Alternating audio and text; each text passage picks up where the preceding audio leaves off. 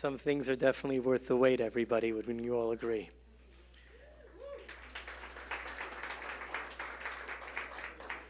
Mr. President, Dr. Adelson, rabbis, business leaders, officials, friends, and guests. My name is Yehuda Kaplun, and I'm privileged to serve tonight as your host for a historic evening. I want to thank all those who have made this event possible and who appreciated the timeliness and the importance of this event. And I would like to thank my associate Ed Russo, who helped and was instrumental in making this happen, my friend and partner.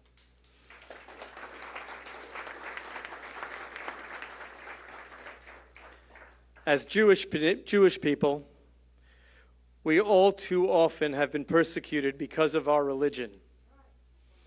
Expulsions, inquisitions, crusades, pogroms, holocausts are part of our history.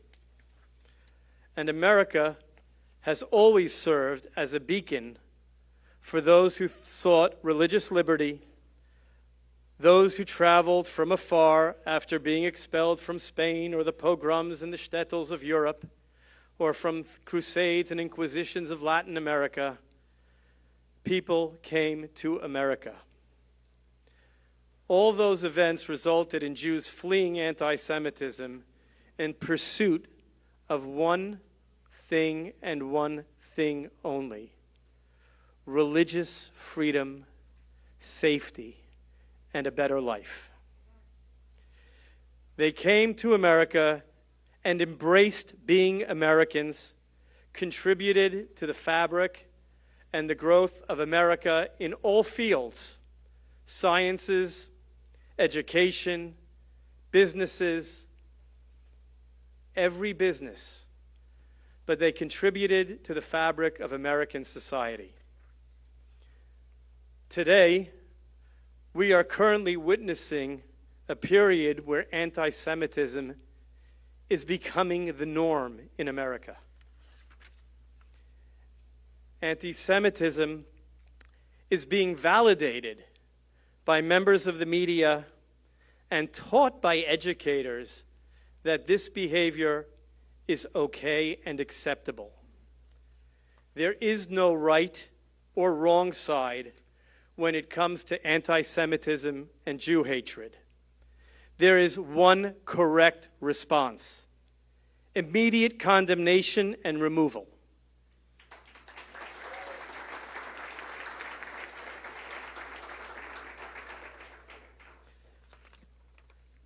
Tonight with us in the audience, we have a collective group of business leaders, of rabbis, former administration officials, influencers, educators, doctors, teachers of every profession.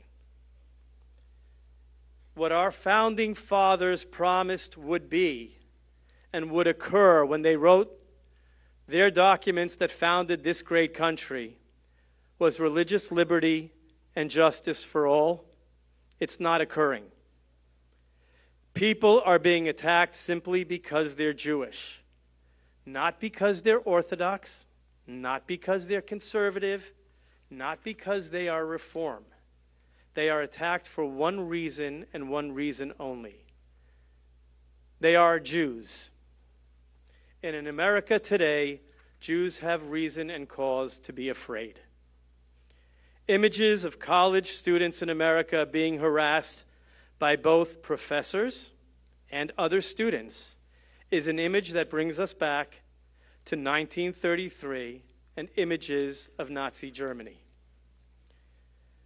Today's event is historic in nature for the Jewish nation because there is a leader that is standing up to combat and condemn this type of behavior that has historically been uncondemned. President Trump has utilized executive orders to condemn and combat anti-Semitic behavior. Many of you do not know in the room, but President Trump at an event in New Jersey met with a woman who was a hostage from the October 7th attacks. I have been asked to convey to the President directly how much that visit meant to her, how inspired she was, and how thankful she was that you recognized and understood her pain.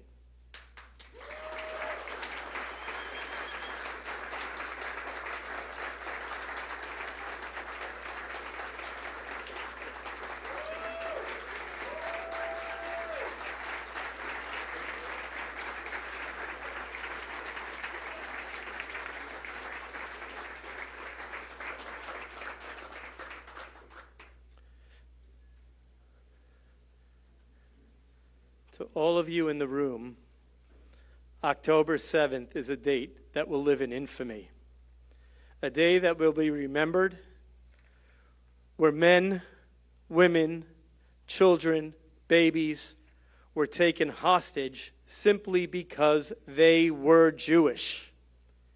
Orthodox, conservative, reform, it didn't matter. Hamas wanted to kill them for one reason and one reason only. They were Jewish. Whether they were at a music festival or they were in a synagogue, or a mother simply at home with her baby, they were slaughtered because they were Jewish. Our Jewish students on campus are under attack. On students on campus, it doesn't matter. They identify you as a Jew. They don't identify you whether you're wearing a yarmulke or a kippah or you're religious or not. You're Jewish, and there are universities that have tried to establish Jew-free zones. In 2024, no one in this room ever thought we would be discussing a Jew-free zone in a college campus. Today's event allows us to hear from leaders who stand proudly to provide all Americans with religious liberty. The Grand Rabbi of Lubavitch, Rabbi Menachem Mendel Schneerson, advocated strongly for peace and tranquility only through strength. A policy of peace through strength is the policy that enabled President Trump, and assisted by many of the people who are in this room, to create what is known as the Abraham Accords.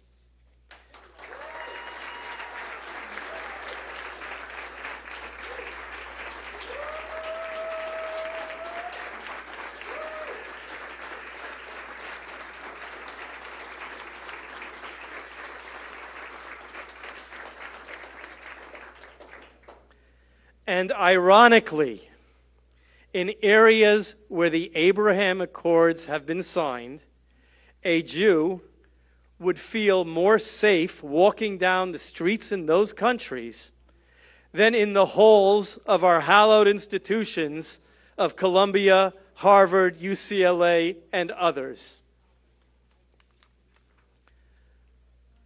My dear friend, who's no longer with us, but who everyone in the room will recognize, Nobel laureate Professor Elie Wiesel, a Holocaust survivor, spent his life educating the world to the horrors of anti-Semitism and to man's inhumanity to man.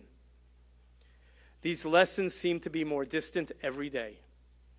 Those who chant death to Israel and death to America make no separations between us, either as Americans or as Jews. They just want death. As Jews and as Americans, we will never forget the victims of 9/11 or any of the other terrorist attacks, including those in Beirut where 241 American soldiers were killed. Israel recently removed that individual who was the mastermind from ever committing those crimes again.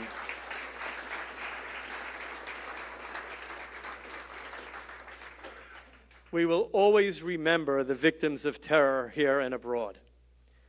As we move on with the program, I would like to introduce Dr. Miriam Adelson, but before I do so, I would like to share a story of her late husband of blessed memory, Sheldon, who told me late one evening, he told me a very interesting story, And one would think that it was for the history books, but yet it is something that is now very present. When my friend Sheldon took his father to his first Broadway show, Fiddler on the Roof, his father left in the middle of the show, and when Sheldon went to look for his father, he found him standing in the hallway of the theater with tears in his eyes. Crying, he told Sheldon, "Pogroms are real for me. I lived through this. I can't see this in a theater." Dr. Miriam Adelson, together with her husband of blessed memory, have educated and fought for the Jewish nation worldwide like lions. Programs that they have established include advances in sciences, the Birthright Program, medical research, educational facilities, treatment centers, and so much more.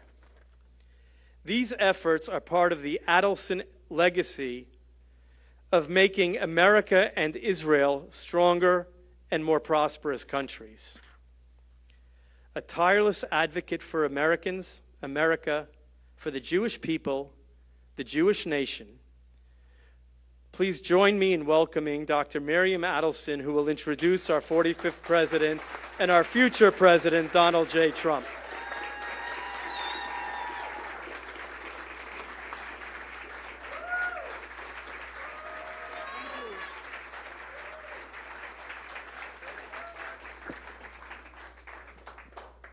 Thank you for the introduction. Thank you for mentioning Sheldon, who is always with me. You see, I'm still married to him. And shalom. Shalom, Mr. President. To say shalom now, you know what shalom means? Peace. And when we are blessing each other in Israel, shalom, how are you? We hear, I'm fine, but. Because everybody in Israel and all the Israelis all over the world are carrying on the shoulder the pain of the dead one, the pain of the soldier so young who died, the pain of those who are still alive somewhere in the tunnels. So we are all saying everything is fine, but, and this is a big but, the mood in Israel, people are going to restaurants, people are continuing life, as God said to Moses, tell your people, life and death I gave them, the good and the evil, and you choose life. So that's what the Israelis are doing with all the pain.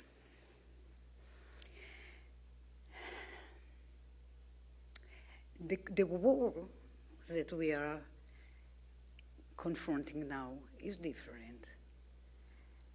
It's different, even worse than the Independence War. This war is very long, though the Independence War was longer.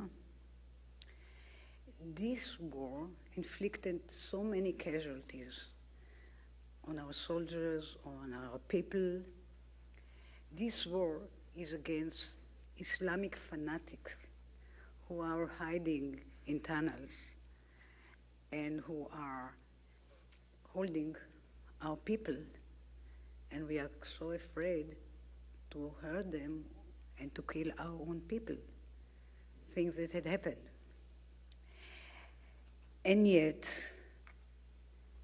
though we are suffering so much and we are fighting fanatic, barbaric people, the world turn against us.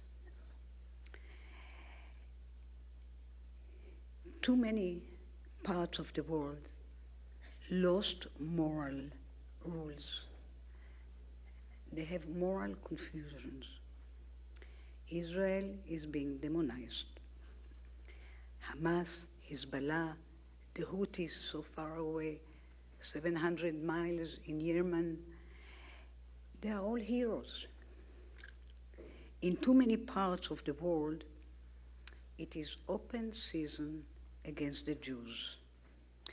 Anti-Semitism becomes acceptable. The October 7 massacre in Israel has spread lust for more Jewish blood. This is so hard to witness, to hear, to talk with college students who are telling you all these stories. Very painful. And especially for me, a daughter, first generation after the Holocaust. My parents grew up in Poland. My mother came from Hasidut, that I found just later in life that she was so religious.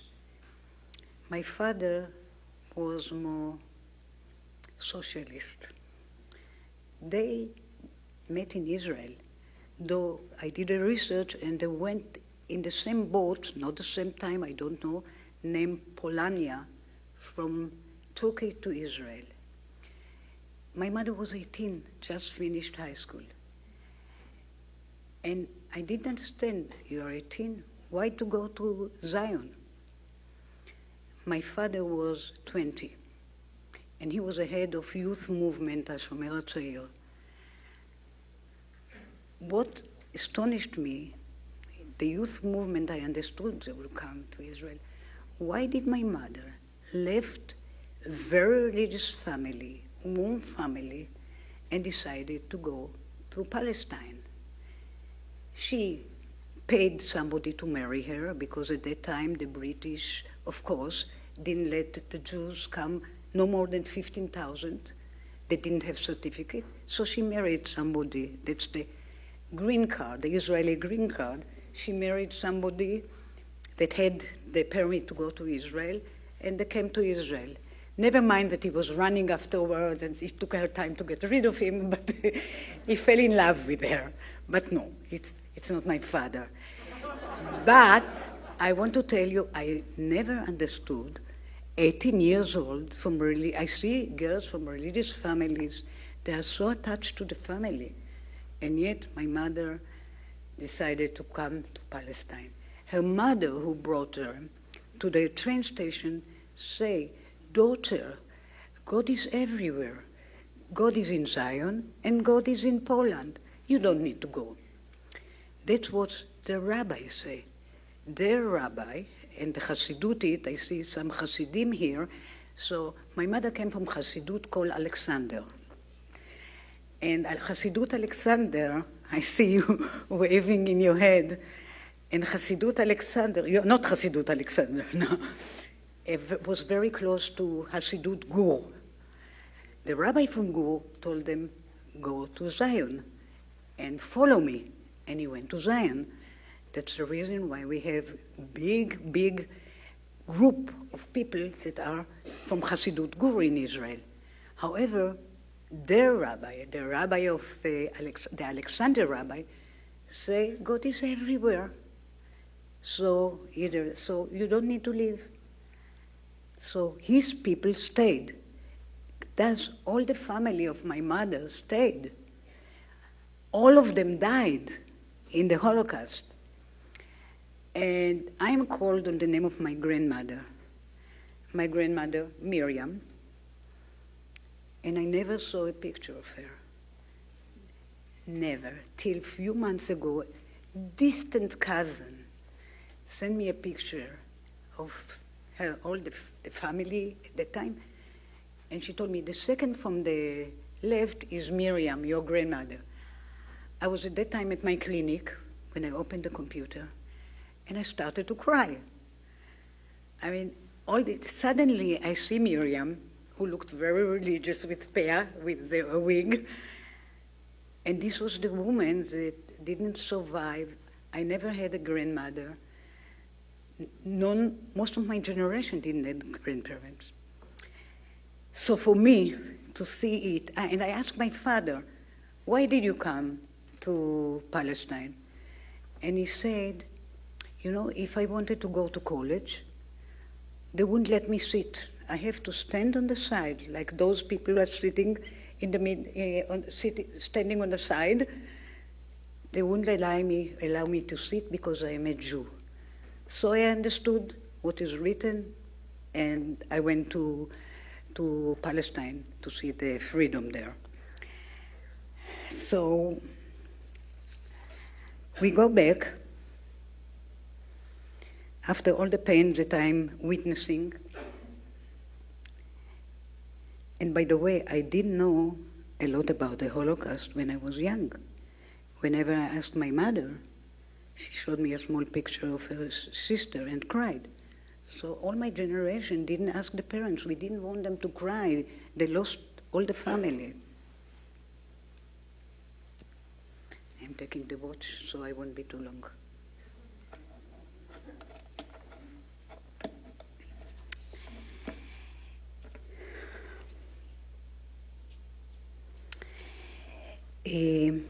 We shouldn't be surprised. Why? We were warned as Jews that such times are inevitable. We were promised persecution, but we were also promised salvation. Almost 4,000 years ago, God promised our godfather Abraham that his descendants would be a great nation. That happened, with a few difficulties along the way. We got our promised land, a land of milk and honey, but also sometimes a land of sweat and tears. And at Passover, we all know, and we recite it again and again, שבכל דור ודור קמים עלינו להכחידנו, that every generation they rise up to destroy us, but the Holy One, blessed He is, delivers us from their hands. In other words, the Jews are the people of the promise.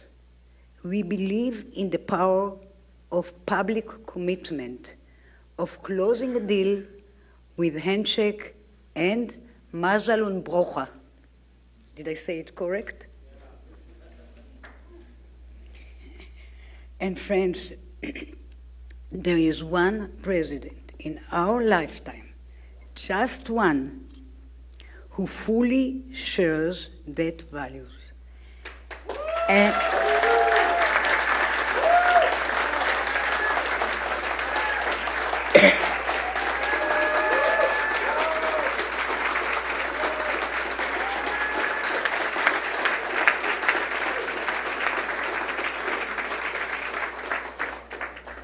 And act on it. That president is Donald Trump. He promised to recognize Jerusalem and to move the embassy to Jerusalem. Promise kept. He promised to withdraw from Iran nuclear deal, and promise kept. He promised to bring peace between Israel and Arab nations. Promise kept.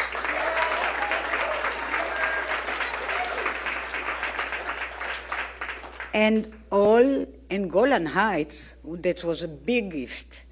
He promised Golan Heights, and he recognized.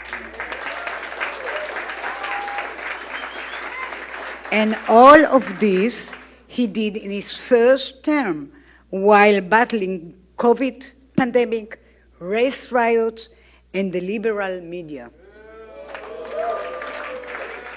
Now I want to tell you, politicians make promises. Real leaders keep promises.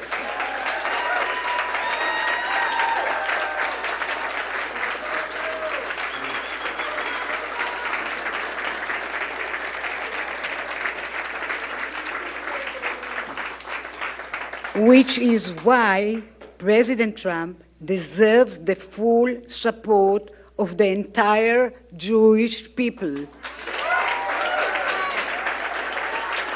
And anyone who cares about Israel's security and prosperity. This must be our pledge to him. This must be our promise to him that the White House will be his again come January.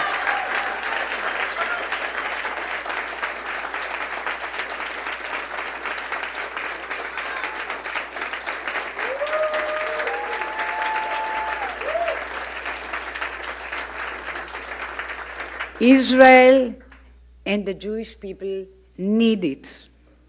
America needs it. The entire world needs it. As Herzl say, Im tirtzu ein zu agada. If you will it, it is no dream. And we commit to that dream, all of us, right here, right now.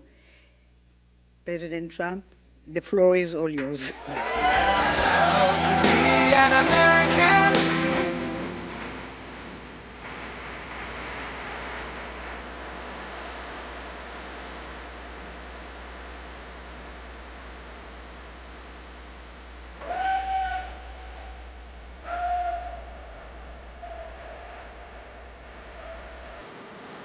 Thank you.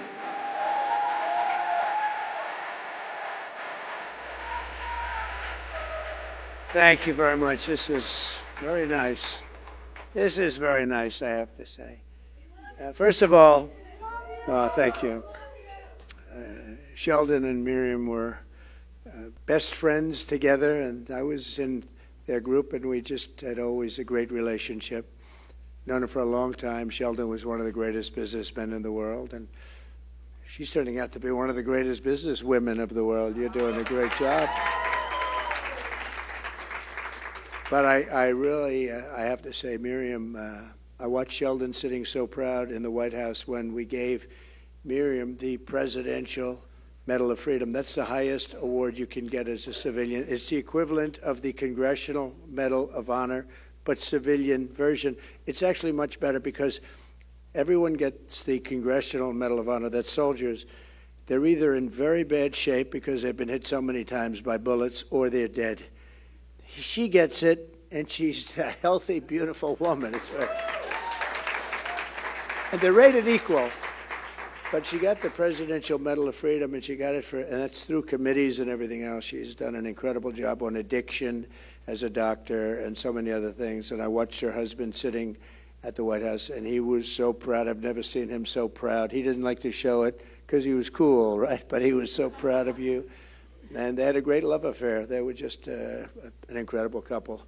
I don't see too many of them nowadays. I see them on occasion, but she was great. But I just want to thank you for being here and doing it. It's an honor, and you've been my friend, and I appreciate it. Thank you. And thanks as well. This is a great group. I recognize so many of you and are friends with so many of you, and it's a very powerful group. I didn't want to explain that to Miriam until she finished speaking. I didn't want to do anything to intimidate her, but she can't be intimidated, so it wouldn't matter. But it is a powerful group and a powerful television group, too. But thanks as well to all of the incredible Jewish leaders here this evening, rabbis and scholars, luminaries from business, media, politics, and including Congressman David Kustoff, who's here someplace. Thank you, David. Great job you're doing. Great job, thank you. A friend of mine, Ambassador Lana Marks. Thank you, Ambassador. Beautiful. Jason Greenblatt, who worked for me for a long time. He's a fantastic lawyer.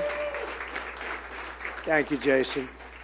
Former CEO of U.S. International Development Finance Corporation, Adam Bowler, who has been fantastic. Where's Adam? Is he here? Thank you, Adam. Great job during COVID. Boy, he was a buyer. He was able to do things that nobody could have done. Thank you very much. Rabbi Kaplan.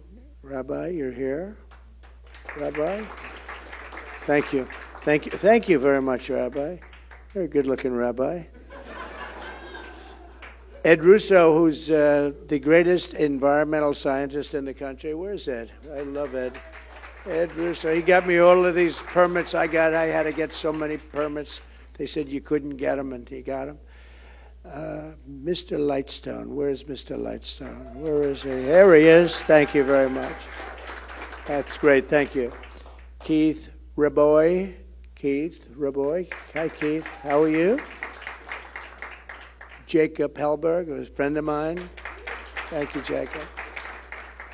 A person I watch on television all the time. I'm not supposed to say this. Usually it's the end of your career, but she's beautiful. Elizabeth Pipko. That's the end of my career as a politician. It's true. Thank you. You do a great job on television defending all of the things that are going on. And thank you. Great job you do. And so many others are here that are just incredible people that I recognize and know. We're also deeply honored to be joined by 95-year-old Auschwitz survivor, Jerry Wartsky. Jerry, thank you. Oh, you look good. Look at you. You look good. Wow. Thank you, Jerry. Thank you very much. Friend of mine's here. Ziggy, where are you, Ziggy? What a person. And Mr. Ziggy, he knows himself. But that's some couple. They're friends, and they've been... but he's better because he has to put up with her, and he does it brilliantly. You need a strong man to put up with her. But she's an incredible, actually, truly an incredible woman. As we gather tonight, the Jewish community in the state of Israel are in greater danger than at any time since the Holocaust, greatest I've ever seen. I can't even believe it. At this very moment, the bloodthirsty Iranian regime is reportedly preparing a large-scale assault on Israeli territory. Who would believe this? As Hamas wages a savage war in the south, Hezbollah menaces the north, and the Houthi terrorists attack at sea. In Europe, the streets of Paris, London, and Brussels are overrun by mobs of Hamas supporters changing their jihad slogans in the heart of the Western capital. And in America, the evil anti-Semitism is rampaging all throughout our cities. The Democrat Party, our left-wing media institutions, a certain candidate for the President of the United States, which is hard to believe, and our colleges and universities, they're going loco. They've gone loco. Something's wrong with them. Never seen this. I never thought this could happen. Do you know, just to get off for a second, years ago, my father was a big supporter of Jewish people and Israel. He's not Jewish. He wasn't Jewish, but he was a great friend of a lot of Jewish people. And if you said, let's say 15 years ago, maybe not even that long, anything bad about Israel or Jewish people, you were finished as a politician, right? You were finished. You wouldn't do that, Congressman. You wouldn't do it anyway, but nobody would do it. The most powerful lobby in this country, by far, was Israel and Jewish people. Today, it's almost like, what happened?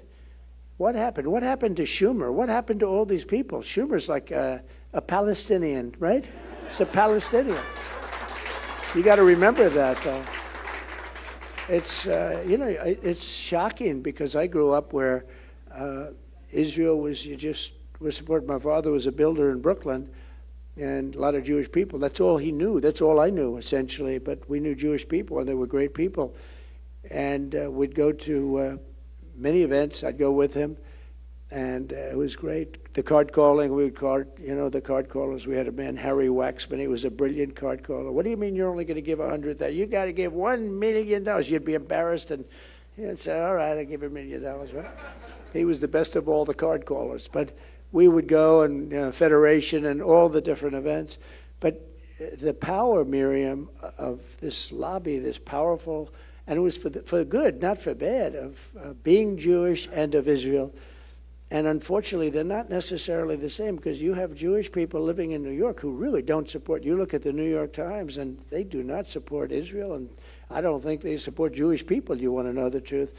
And you wonder where it all came from. But why did it come? And they have to get together. They have to be strong. Because it's never been under attack like this. It's never been under siege like this. But 15 years ago, it was the absolute most powerful. You couldn't have an AOC +3. They wouldn't have a chance of being elected anywhere. And today you have AOC and some of these people, and they're pretty violent, and they hate Israel, and they hate Jewish people. And you're going to end up winning because you're going to have the president, okay? So you're going to end up winning. But you do have people, and it's amazing. The radical Marxist left and the sympathizers of the radical Islamic terror, who Democrats have imported from all over the world, have united around their hatred of America and their hatred for Israel. They have hatred. The toxic poison of anti-Semitism now courses through the veins of radical Democrat Party. I mean, this is a radical group of people. I never thought I'd see that either. They have gone crazy.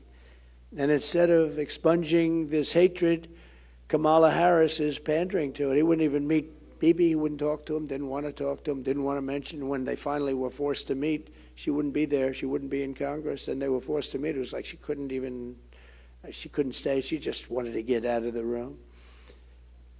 You can't have that. She'll let it go. She'll let Israel go.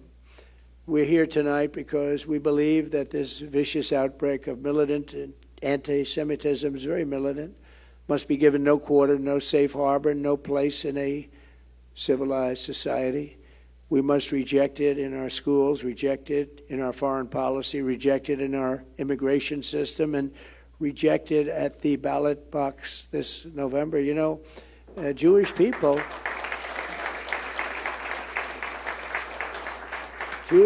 have to not vote by habit. You vote by habit for Democrats, and the Democrats are really against you now. If you look at what they're doing, they're absolutely against you. You have to stop. You have to be smart. People can't believe that.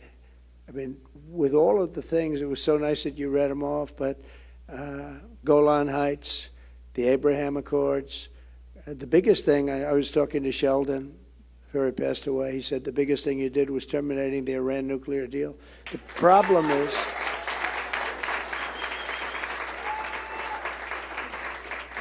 and then, of course, Jerusalem and the embassy and the capital of Israel. But the Iran nuclear deal was the biggest thing. The problem is this administration did nothing with it. Iran was broke. They were broke. Nobody could do business with them. I said, anybody that does business with them, meaning oil, it's all about oil. Oil is the big money. You know, people make donuts and they make lots of things. It's all about the oil. Oil is the big money. They were broke. And I said to China, I said to every country, I said, any business with Iran, you can't do business with the United States. And I'm going to tariff the hell out of you if you do. And nobody did business. They all believed me 100%. President Xi, all of them. And, you know, they had no money. And they had no money for Hamas. They had no money for Hezbollah. They had no money for anyone. You read this toward the end of my term. And nobody had money to do anything. October 7th never would have happened. And then you see in the last 3.5 years, they have $300 billion right now. $300 billion. They're a really rich nation. And because we made the mistake, that was Bush of attacking Iraq and blowing it out. You know, for thousands of years, they were enemies. They were natural enemies under different names. But they were the same size, they were the same power, thousands of years. And we wiped out one of them in about 2 weeks. And the other one, well, we wiped out Iraq. The other one took over Iraq because basically it's a subsidiary of Iran. It's also got tremendous wealth. It's got $250 billion. So Iran has $550, $600 billion that they made all during the 3.5 years of these two people. And it's hard to believe, but they're a very rich country now, and they're trying to develop nuclear weapons. And not trying, they're very close to getting it.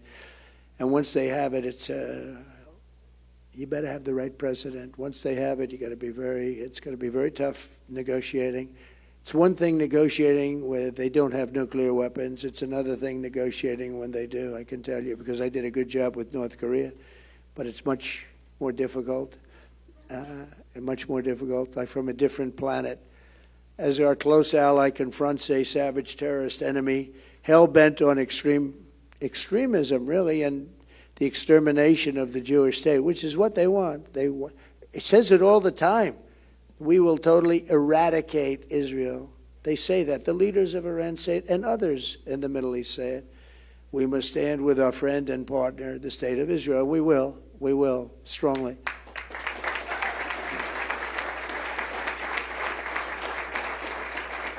And you'll be okay if you have the right president. You have the wrong president, like her, honestly, you don't have a chance. When you look at the odds, when you look at the map, a map of the Middle East, Israel is a tiny little spot compared to these giant land masses. It's really a tiny spot. I actually said, is there any way of getting more? It's so tiny. It just doesn't look. It's amazing how it can defend itself. But, when you look at Iran and you watch their armies today, I was watching their armies, they have hundreds of thousands of people. It's big, it's very big. And we gave it much more power by, I told them on Iraq, I said, don't go into Iraq and don't bomb it, but if you're going to do it, keep the oil. Well, we did it, and we didn't keep the oil. It used to be in the old days, to the victor belonged the spoils. We don't do that. We go and bomb people and leave, and nobody knows what happened. What did we do? Like Afghanistan, the most embarrassing day in the history of our country was Afghanistan. We gave them $85 billion worth of equipment, lost 13 soldiers, but also 47 soldiers were obliterated. No legs, no arms, the face. And such stupid people. That would have never happened. None of that would have ever happened. We wouldn't have inflation.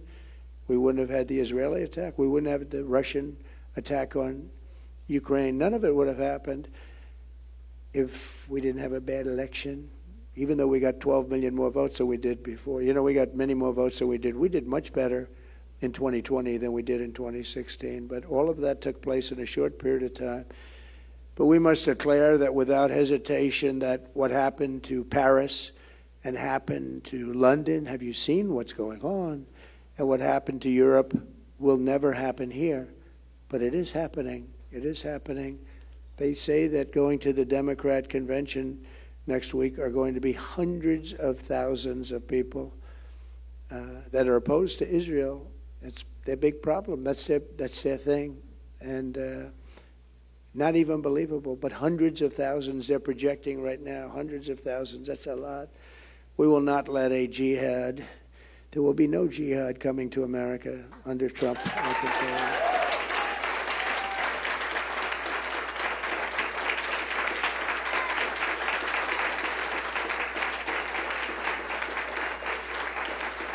The surge of chaos and bigotry and violence the Jewish community is witnessing today is the direct result of weakness, radicalism, and cowardice of the Harris-Biden administration. Kamala Harris restored funding to the Palestinian Authority, as you know. She was the one that led it, and the UN Relief and Works Agency, which both funnel money directly to Hamas. She's the one that led it. And then you vote for her. I don't you got to talk to your friends, talk to your people. Ziggy, please. No, do you understand? Ziggy understands. She can't even believe it. But these are the people that give her money, and she's giving money to Hamas, Hezbollah, all of them. She's the one that really pushed for it. She supported removing the Houthis from the list of terrorist organizations, and she got that list taken out. She's the one that really pushed it hard. And remember, 5 or 6 weeks ago, everyone thought she was a nothing. Now all of a sudden, because she was the one, they were politically correct. They did that only because they wanted to be politically correct, so nobody went and challenged her. All of a sudden, it's like, she's the greatest ever. She's Margaret Thatcher, liberal version, right? Can you believe it? She was nothing 5 weeks ago. She was the worst vice president ever. She was the worst border czar in history. Now she says, I wasn't the border czar, but she was in charge of the border. She did a horrible job. But a group whose motto includes the words, death to America, death to Israel, and a curse on all Jews. That's what their motto is.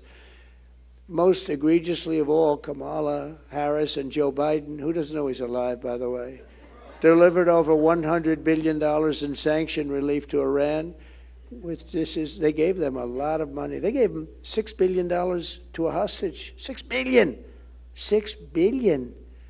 And it's unbelievable the amount of money they give for the. When you do that, they're just going to keep kidnapping people, whether it's Russia or them or anybody else. Look what happened in Russia. We got a basketball player. They got the greatest reign of terror. This is the man, the Prince of Death, right? They call him the Prince of Death, Ziggy, right? He's the greatest arms dealer in history, they say, this is what we got. They got him back. I wonder what they're doing with him. Unsurprisingly, Iran is now trying to tilt the election in Kamala's favor very strongly. They're openly fighting for it. Kamala Harris is the candidate of the forces who want to destroy Western civilization, but most particularly Israel and Jewish people. And I'm the candidate of those who want to defend Western civilization, defend Israel, and defend the United States of America.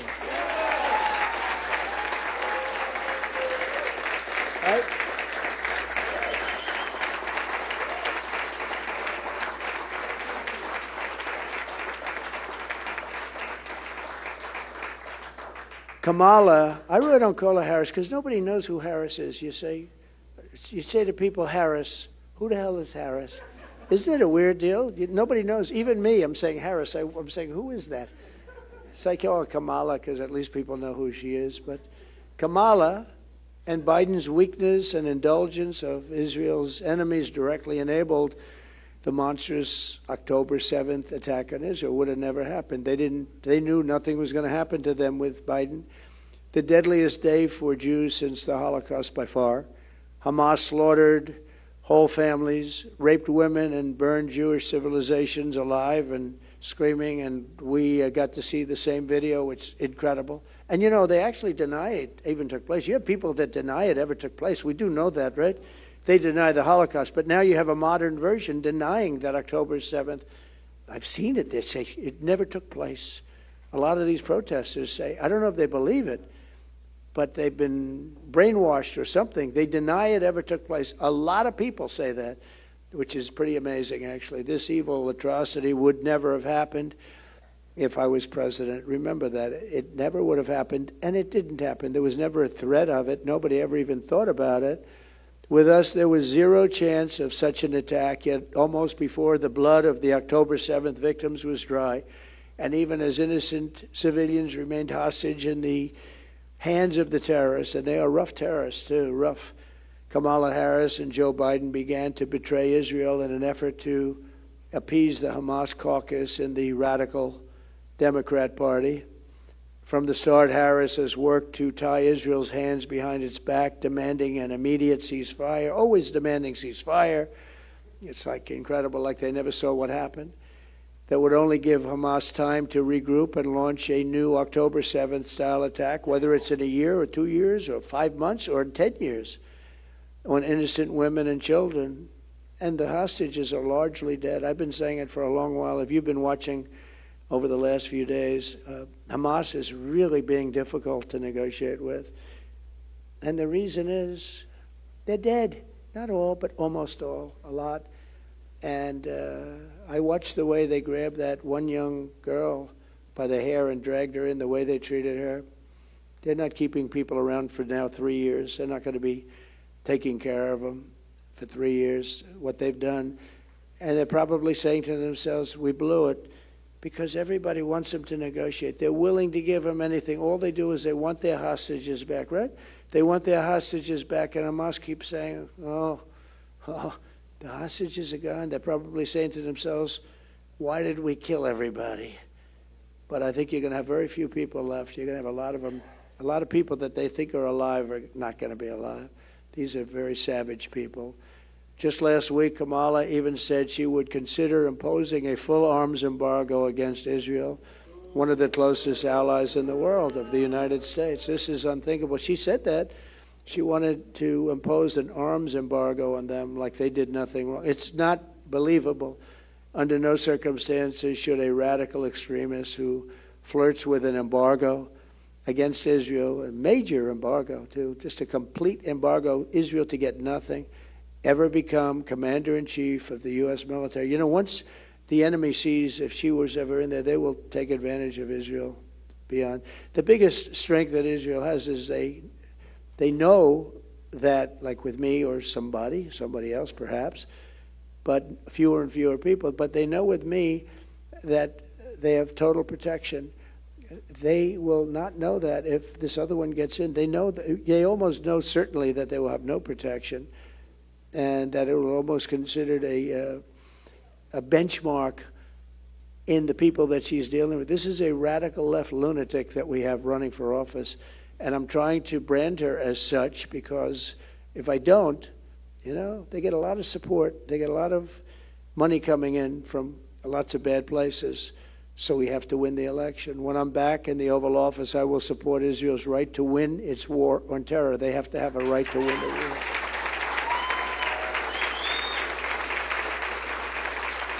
Thank you. And I will give Israel the support that it needs to win, but I do want them to win fast. Wouldn't it be nice if they could win fast? And we have to let them win fast.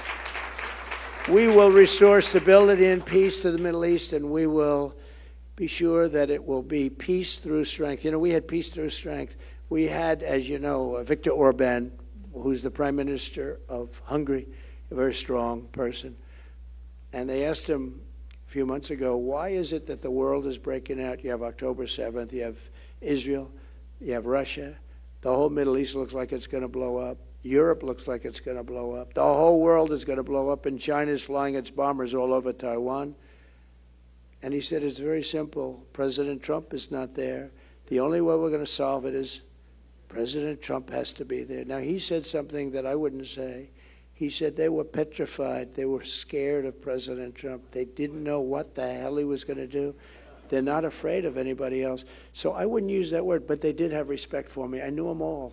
And they're tough, and they're sharp, and they're at the top of their game, unlike our people. They're at the top of their game.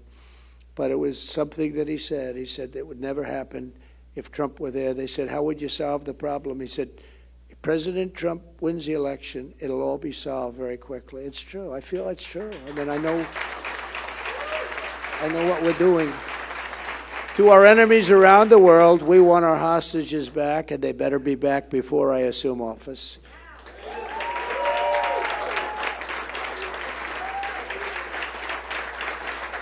Too bad. Too bad, because so many are gone. You know that. I think most of the people in this room. I watched some of the mothers in Israel saying, my son, but I haven't heard, you know, in 2 years. They have no idea. They're not going to get a good answer. You understand that. It's a very, very bad situation. In the wake of the October 7th attacks, we've also seen the scourge of anti-Semitism rearing its head right here at home, and you've seen that loud and clear. Jews have been beaten and bear-maced. You know what bear-maced is?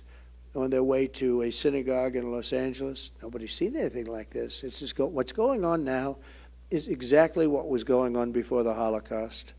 Exactly. Jewish American businesses have been vandalized, and we've heard chants of death to Israel and death to America, and we've seen the prominent liberals repeat genocidal slogans from the river to the sea. That's not a good slogan. People thought, oh, what does that mean? That is not a good slogan. That's a really bad slogan. Instead of aggressively confronting these venomous anti-Semites in her party, Kamala Harris has maneuvered for their support. She said the radical demonstrators on college campuses were, quote, showing a human emotion. Oh, that's wonderful, isn't it? Human emotion. When a mob of terror supporters in Washington, D.C. tore down the American flag in front of the Union Station last month, set it on fire, and hoisted the Palestinian flag while assaulting police officers and spray painting magnificent works of art, saying Hamas is coming. On a public monument, the Harris-Biden administration dropped all charges against almost every single one of them. I think every single one, but almost every single one of them. You know, when you spray paint over these magnificent works of art, and you spray paint red paint on limestone, it never. What I was best at is building. I was a good. When you hit limestone, you know it's very porous stone, beautiful stone, but very porous. You'll see that in 100 years. You're going to see that. It goes deep into it. You're never going to take it out. And nothing happened to them. Kamala has long embraced the extremists in her party because she's one of them. She's an extremist, not a smart one. She's not a smart person, but she's an extremist. She defended the infamous anti-Semite Ilhan Omar, beautiful person. and fought to keep her on the powerful Foreign Affairs Committee. I mean, she's on the Foreign Affairs Committee, which is, and all these other guys are afraid to act because of it. When a college student accused Israel of ethnic genocide, Kamala said that she was glad that the student made that comment. She was very happy that she actually said this. Now, she'll be denying everything, although I don't think she will, because they do have big numbers. You know, they probably have bigger numbers than you have, we have. Likewise, her running mate, Tim Walz, he's worse. He's bad, not as bad as her, has praised a Hitler-supporting radical Muslim imam named Azad Zemin, calling him a master teacher. He's a master teacher. He knew him for a long time. He's a master teacher. If Kamala Harris and Tim Walz are elected, the radical left flag burners and Hamas sympathizers will not just be causing chaos on our streets, they'll be running U.S. foreign policy in the White House, and Israel will be gone. It will be gone. I never thought I'd say that a year ago, even 2 years ago. I never thought I'd say it. But Israel will be gone, I believe. And remember, everything Trump said was right. Do you ever see the sign? Everything I said was right. I actually think it's true. It's common sense. You know, we have the party of common sense, right? We have you talk about it. It's the party of common sense. It's going to be gone. These people hate Israel. They assume they hate Jewish people, but they hate Israel. And I think it will be gone. It's very fragile right now. You know, they're fighting on now 3 fronts. It started off on one front, but they don't have enough people to fight on all 3. And then you see these vast army of millions of people with hundreds of billions of dollars of cash in the bank, and they go out and hire soldiers of fortune on top of everyone they have. You can't fight that very easily. We must not let any of that happen. You must vote this November. If Kamala wins, terrorist armies will wage an unceasing war to drive Jews out of the Holy Land. They will do that. Iran and its proxies will spread bloodshed and death all around the globe. And as she continues to set the world on fire, and I understand her well, I've seen her well, I've studied her now, I have to study her, because unfortunately, by winning the debate so decisively, he got out. A friend of mine said, "You did a horrible job." What? He said, "Well, actually, you did so well that there's no way he's going to be able to survive that shellacking." And I said, I called him up last week. I said, "You are right. But we should do just as well against this one, and better maybe in certain ways, because, we have to define her. We have to let people know. You have to let people know, because she failed her bar exams immediately. Maybe, did anybody in the room fail their bar exam? I know Jason did. Jason Greenblatt did. I know that. But Kamala Harris will support unlimited migration from terrorist hotbeds into the United States. When I'm president, we will deport the foreign jihad sympathizers, and we will deport them very quickly, and Hamas supporters will be gone. If you hate America, if you want to eliminate Israel, then we don't want you in our country. We really don't want you in our country. I will ban refugee settlements from terror-infested areas like the Gaza Strip, and we will arrest the pro-Hamas thugs who vandalize federal property and make really life very, very difficult in this country for a lot of people. I will put every single college president on notice, and we just lost another one today from Columbia. How weak, how pathetic are these people? How weak are they? Can you imagine these people running these colleges, and they're afraid to say anything even slightly negative to these groups that want death? The American taxpayer will not subsidize the creation of terrorist sympathizers on American soil. It won't happen. Colleges will end the anti-Semitic propaganda, or they will lose their accreditation and every single last penny of federal support.